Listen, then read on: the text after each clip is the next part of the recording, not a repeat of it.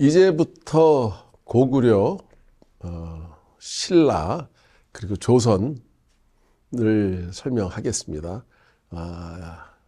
이번 차시에는 고구려의 서해를 말씀드리겠습니다. 고구려는 삼국시대에 가장 힘이 셌어요. 비록 신라가 이겨서 고구려는 이제 역사에서 패자로 기록되지만 그 당시에는 가장 넓은 영토를 차지하고 있었고 그리고 힘도 셌습니다. 한마디로 삼국시대에 고구려가 우세했다는 거 기억해 주시기 바랍니다. 그리고 신라가 통일한 것은 당나라 외세의 도움을 받았기 때문에 이에 대해서 비판적으로 보는 학자들도 많다는 거 기억해 주기 바랍니다. 자, 고구려의 영토가 어디였습니까? 현재 중국 그 길림성 지반 쪽이 다 고구려의 영토였습니다. 이때 고구려의 19대 왕인 광개토대왕이 아주 큰 비를 세웁니다. 광개토대왕이라고도 하지만 이때 광개토라는 것은 널리 땅을 넓혔다는 뜻이에요. 광개토했다는 것은. 그런데 본래의 이름은 호태왕입니다. 따라서 이 비각에도 호태왕비로 이제 적혀 있습니다. 어느 말을 써도 괜찮습니다. 광개토대왕이라고 하든 호태왕이라고 하든. 그러나 이제 비문을 얘기할 때 이제 호태왕비로 많이 이야기를 합니다. 이 호태왕비는 광개토대왕의 아들인 장수왕이 414년에 세웁니다. 왜요? 광개토대왕 자신의 아버지가 고구려의 영토를 넓히고 안정되게 만들었거든요. 그 치적을 아주 잘 적어놓은 비문입니다. 정확히는 비가 아니고 갈입니다. 이것도 이제 구별해 드리겠습니다. 비는 인공적으로 이게 그 직사각형으로 만든 것이라면 갈이라는 건 자연석의 모양을 그대로 세운 것을 갈이라고 합니다. 그래서 비갈이라는 용어를 쓰는데 일반적으로는 갈이라는 용어가 어려워서 그냥 비문 이렇게 얘기를 합니다. 높이가 자그마치 6.39m고 너비가 약 1.5m. 그러니까 정방형의 긴 이제 직사각형 꼴입니다. 옆도 커요. 정방형입니다. 평면으로 봤을 때 보통은 옆이 좀 날쭉한데 이거는 크다는 얘기입니다. 정방형의 쭉 올라간 직사각형 꼴이라는 얘기입니다. 1775자의 글이 새겨져 있고 150자가 안타깝게도 훼손되어 있습니다. 이 장소가 어디에 세워졌냐? 그 당시 고구려의 수도였던 국내성 동쪽에 위치하고 있습니다. 그런데 아까 그 150자가 훼손되었다고 그랬죠. 바로 이 글자를 놓고 일본인들이 왜곡해서 4세기 중엽부터 200년간 일본이 백제 신라 쪽을 지배했다는 임나 일본 부서를 조작하기도 했다는 그런 비극을 알고 있기 바랍니다. 자, 비석과 비갈 나눠 봤죠. 그렇다면 호태왕비는 비석이 아니고 비갈입니다. 갈에 속합니다. 이 당시 호태왕은 자그마치 64개 성과 1400개 촌을 공격해서 다 점령을 합니다. 공파했다고 합니다. 대단한 위협입니다. 그래서 조선 초기에 아까 세종대왕이 스스로 찍었다는 용비어천가의 제39장에도 이 이야기가 나옵니다. 압강이라는 것의 주해에 나오죠. 거기에는 성이 있고 비가 있었다. 성이 있고 성곽이 있었고 거기에 비가 세워져 있다는 얘기가 나옵니다. 그만큼 유명했던 비입니다. 적어도 이제 만주벌판에 이렇게 큰 비문이 서 있으니까 다들 관심이 많았겠죠. 그러니까 조선 초기에도 이를 다뤘던 것입니다. 그런데 이 글씨는 왕이지 이후인데도 한나라의 주된 서체인 예서체로 쓰입니다. 예서. 이런 서체에 대한 구분은 다음 시간에 제대로 해드리겠습니다. 그러니까 초창기의 글씨체인 예서체로 쓰였습니다.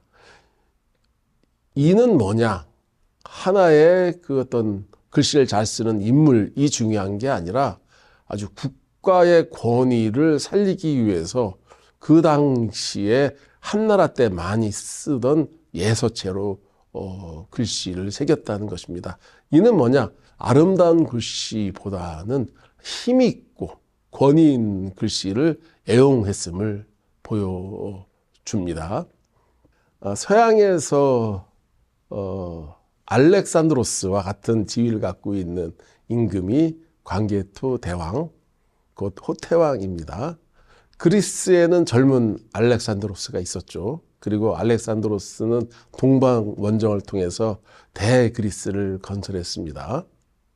바로 광개토 대왕이 그랬습니다. 광개토 대왕이 그 동쪽, 서쪽, 북쪽을 다 정벌을 했거든요. 그러니까 서쪽으로는 현재 북경 쪽이죠. 연나라. 그리고 이제 나중에 이제 수나라랑도 이제 전쟁을 벌입니다만, 그리고 백제 쪽으로도, 백제라는 것은 한강 이남을 얘기합니다. 그쪽까지도 이제 정벌을 했고, 신라 쪽으로도, 경상도 쪽으로도 진격을 했고, 그리고 일본 외 쪽으로도 이제 정벌을 했습니다. 특히 동북 쪽에 있었던 부여, 동부여도 점령을 했으니 얼마나 큰 땅을 차지했습니까? 그래서 광개토 대왕입니다. 땅을 넓게 열었다라는 뜻에서 광개토라는 말을 씁니다. 그리고 이때의 위협 덕분에 로마 제국 때의 그 로마를 중심으로 한 평화, 팍스 로마나라는 뜻처럼 아주 그 팍스 고구려를 만들었습니다. 이런 점에서 광개토 대왕의 위협은 대단한 것입니다. 그리고 광개토 대왕이 18살에 즉위해요. 그리고 한 20년 정도 이제 왕위에 있다가 바로 이제 서거합니다. 39에 서거합니다. 그러니까 좀 더 오래 살았으면 어떤 결과가 나왔을지 모르죠. 어쨌든 20년 동안에 그 많은 업적을 이뤘습니다. 그리고 그 업적은 단순하게 그 대왕만의 업적이 아니라 그 소수림 왕 그리고 구국 양왕이 이미 그 바탕을 닦아놨기 때문에 가능했던 걸로 보입니다.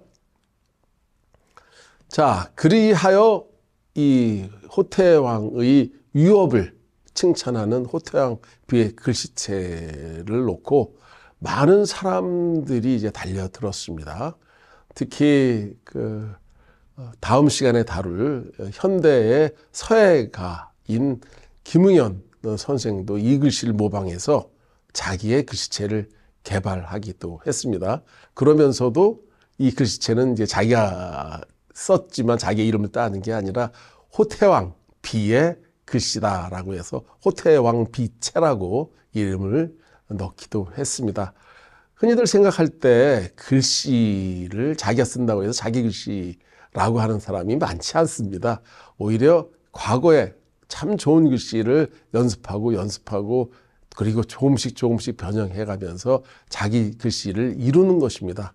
바로 이런 것들이 앞으로도 이제 한글을 배울 때 참 저 글씨가 좋다. 그럼 그 글씨를 배워 쓰고 그리해서 자기의 모양을 이룬다면 그 사람의 이름을 따서 자기 글씨체를 만들 수 있는 것입니다. 다시 정리하자면 김응현이라는 현대서예가는 호태황비의 체를 자기의 글씨체처럼 개발해서 호태왕비체라고 했다는 거 기억해 주기 바랍니다.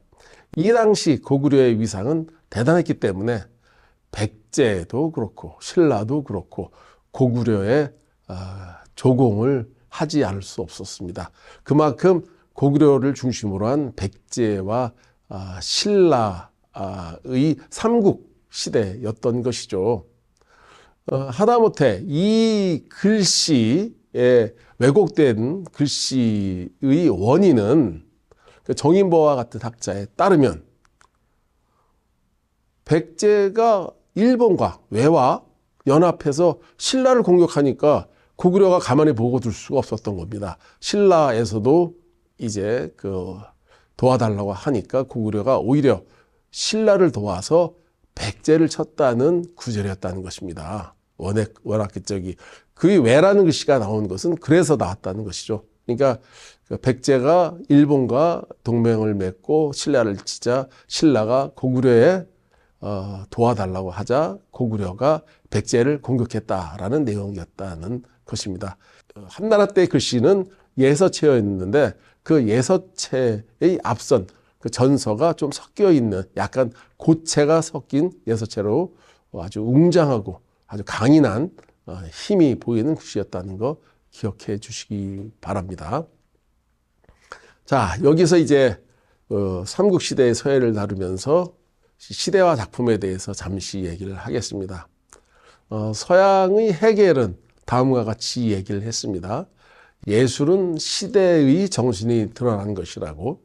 따라서 헤겔은 예술사를 강조했습니다.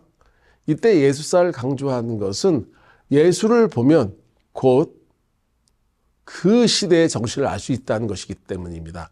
예술이 그냥 예술작품이 아니라 그 예술을 통해서 그 시대의 정신을 알 수 있다는 거예요. 그리고 그 시대 정신이 발전해서 아주 절대 정신에까지 이룰 수 있다는 것이죠. 그게 바로 헤겔의 예술론입니다.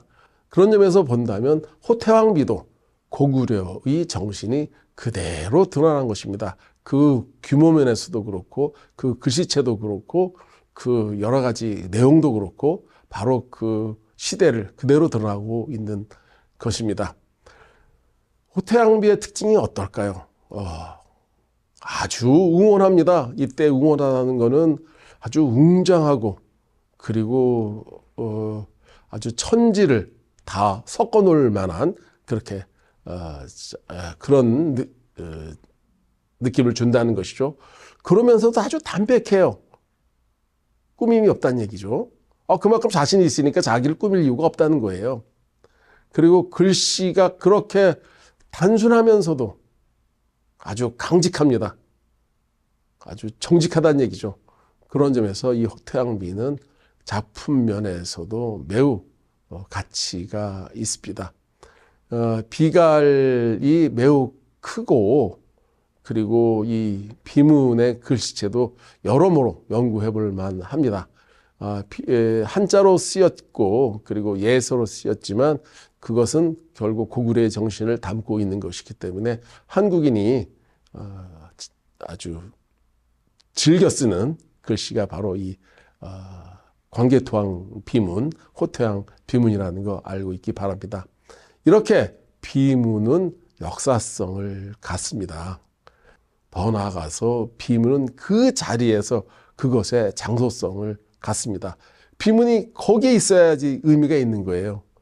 그리고 거기에 있기 때문에 바로 역사를 증명할 수 있는 것이죠. 그런 점에서 이 고구려의 호태왕비는 다시금 살펴봐야 할 아주 걸작입니다. 또 하나의 예를 들을 수 있습니다. 고구려에서 만든 청동 그릇이 신라의 무덤에서 발견된 것입니다. 어떻게 해서 신라 무덤에서 고구려의 그릇이 나왔느냐? 많은 사람의 호기심을 일으켰습니다. 그런데 이 청동기에는 청동을 주조할 때 글씨를 이렇게 양각할 수 있거든요. 거기에 보니까 몇 년 몇 월 누가 이렇게 만들었다라는 게 있는데 여기에 호태왕이라는 아주 명확한 세 글자가 눈에 띕니다. 이는 아마도 호태왕이 만들어서 신라에 주었거나 등등의 추측을 하고 있습니다. 이를 청동호우라고 하고 있고 거기에 새긴 연도로 본다면 412년입니다. 그러니까 호태왕이 서거 후 아닐까라고 생각하고 있습니다. 이런 식의 어떤 고구려의 문화적 그 자신감은 이웃 나라에도 전파되었다는 것을 기억해 주시기 바랍니다.